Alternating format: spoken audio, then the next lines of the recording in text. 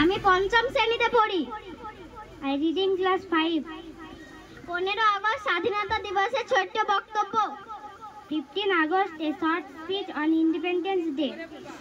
সবাইকে সালাম ও শুভেচ্ছা জানিয়ে শুরু করছি আমার বক্তব্য। Greetings and best wishes to everyone. I begin my speech.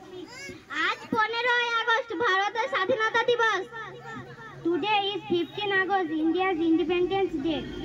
এই দিনে 1947 সালে আমাদের দেশ ইংরেজদের হাত থেকে মুক্তি পায়। On this day in the year 1947, our country gained freedom from British rule. এই স্বাধীনতার জন্য বীর থাকা জীবন উৎসর্গ করেছিলেন। Many brave freedom fighters sacrificed their lives for this independence. যেমন মহাত্মা গান্ধীজি, ভগৎ সিং, নেতাজি সুভাষ চন্দ্র বসু, মাওলানা আবুল কালাম আজাদ, আল্লামা ফজলে খয়রাবাদী প্রমুখ। For example, Mahatma Gandhi, Netaji Subhash Chandra Bosu, Bhagat Singh, Maulana Abul Kalam Azad, Allama Fazle Khuda and many more.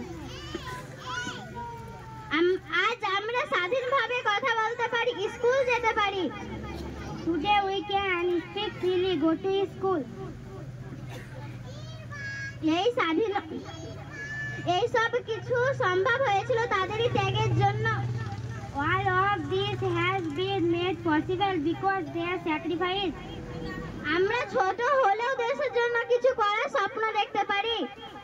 Even though we are weak, we can still dream of doing something our country.